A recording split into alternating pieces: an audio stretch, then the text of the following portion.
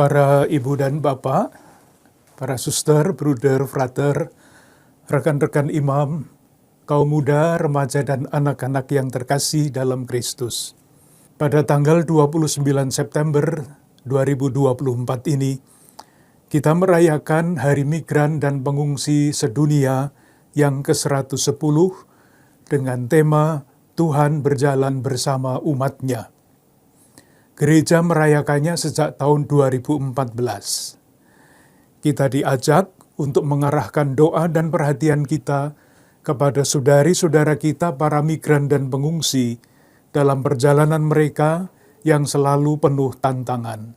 Tema ini mengingatkan kita akan panggilan seluruh warga gereja, menemani setiap langkah pengembaraan saudari-saudara kita ini dan menyampaikan pesan bahwa Tuhan selalu hadir, menemani dan membimbing mereka. Kita melihat perjalanan para migran dan pengungsi zaman ini bagaikan perjalanan umat Allah menuju tanah terjanji. Seperti umat Allah pada zaman Musa, para migran dan pengungsi ini melarikan diri dari berbagai macam penindasan, kekerasan, pelecehan, ketidakamanan, diskriminasi, dan kurangnya kesempatan untuk berkembang sebagai manusia yang bermartabat. Pengalaman kehausan, kelaparan, kelelahan, penyakit, dan penolakan membuat mereka dapat merasa putus asa dan kehilangan iman. Namun di tengah-tengah penderitaan dan tantangan yang dihadapi oleh umat Allah Perjanjian Lama, senantiasa ada jaminan bahwa Allah mendahului dan menyertai umat-Nya. Kehadiran dan bimbingan Allah di tengah-tengah umat yang sedang mengembara itu nyata. Tuhan Allahmu, Dialah yang berjalan menyertai engkau. Ia tidak akan membiarkan engkau, tidak akan meninggalkan engkau. Bagi umat Allah yang keluar dari Mesir, kehadiran dan penyertaan Allah itu terwujud dalam berbagai bentuk.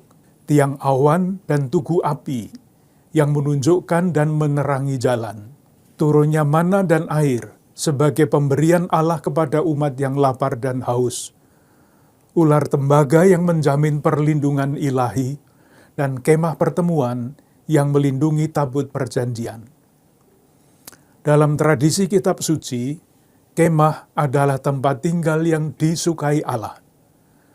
Selama pemerintahan Daud, Tuhan memilih untuk tinggal di kemah, bukan di bait suci, sehingga ia dapat berjalan bersama umat-Nya. Aku tidak pernah diam dalam rumah sejak aku menuntun orang Israel keluar sampai hari ini. Tetapi aku mengembara dari kemah ke kemah. Allah tidak hanya berjalan bersama umat-Nya, bahkan ia mengidentifikasikan dirinya dengan orang yang sedang dalam perjalanan di dunia ini, khususnya dengan saudari-saudara kita yang paling kecil, miskin, dan terpinggirkan.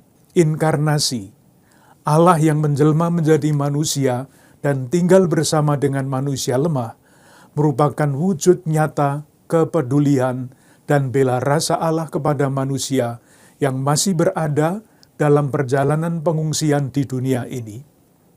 Yesus Kristus, Allah yang menjelma menjadi manusia, menemani dan membimbing manusia agar dapat berjalan menuju tanah yang telah dijanjikan, kediaman abadi di surga.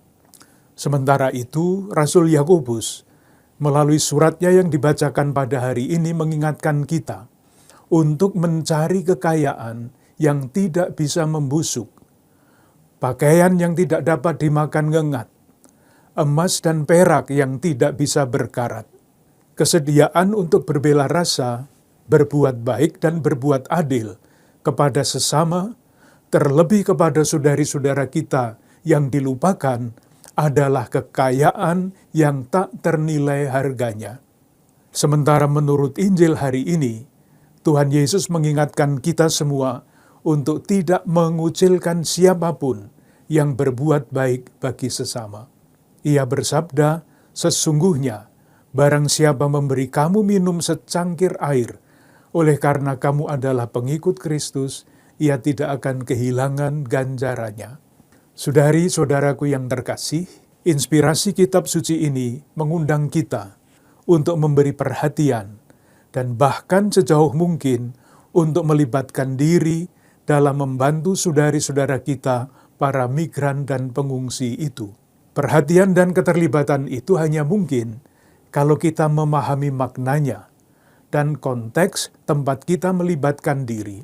Peringatan Hari Migran dan Pengungsi sedunia ini memiliki dua makna.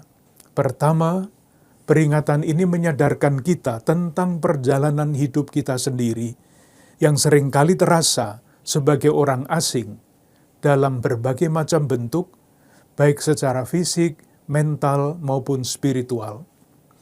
Dalam situasi seperti itu, kita sangat membutuhkan kebaikan dan belas kasih Allah sendiri dalam wujud belas kasih dari sesama. Yang kedua, peringatan ini juga adalah seruan untuk bertindak. Saudari-saudara kita migran dan pengungsi yang tinggal sementara di sekitar kita ini memerlukan dukungan nyata. Seperti Tuhan yang tidak meninggalkan umatnya di padang gurun, kita juga dipanggil untuk tidak meninggalkan saudari-saudara kita yang berada dalam situasi yang sulit dan penuh tantangan.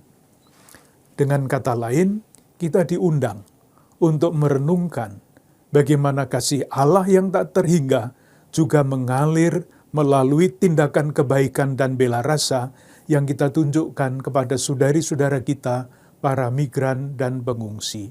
Saudari-saudaraku yang terkasih, Indonesia adalah negara transit bagi para migran dan pengungsi yang melarikan diri dari negara asal mereka karena alasan mencari keselamatan.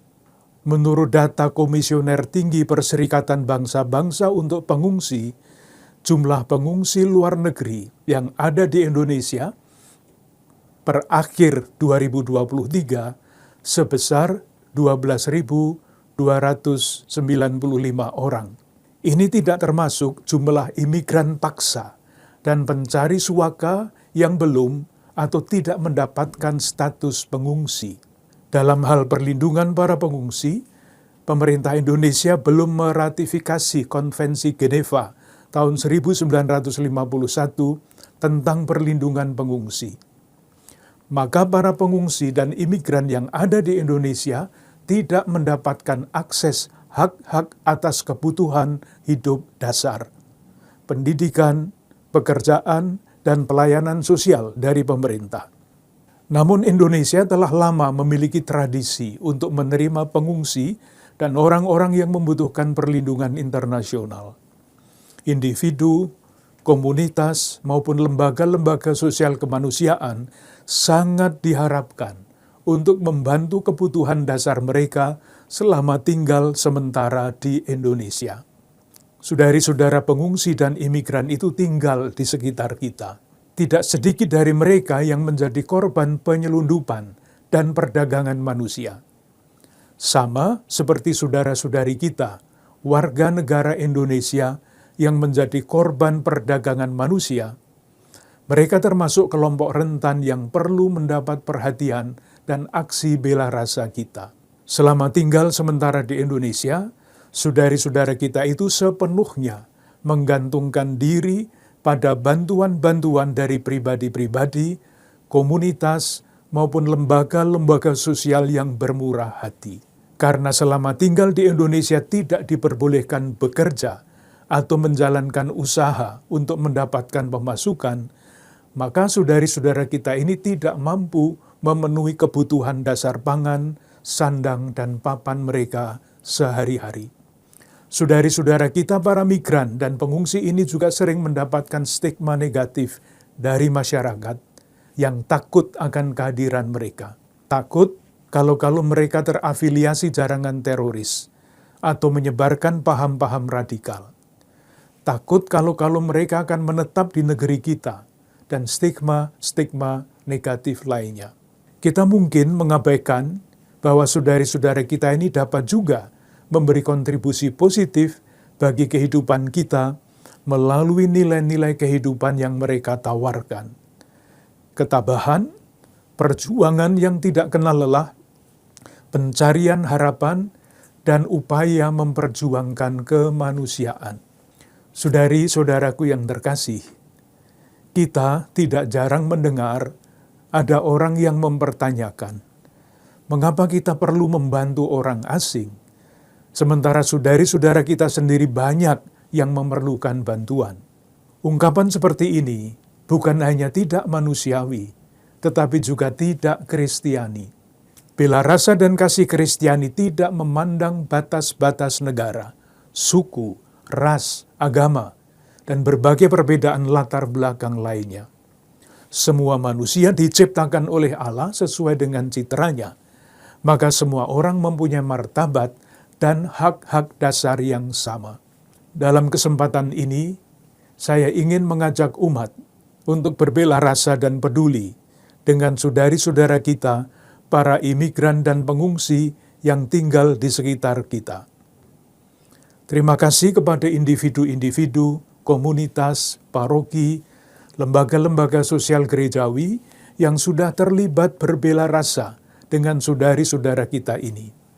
Saya berharap umat, komunitas, dan lembaga-lembaga kemanusiaan gerejawi di Keuskupan Agung Jakarta ini dapat terus peduli dan berbela rasa kepada saudari-saudara kita ini.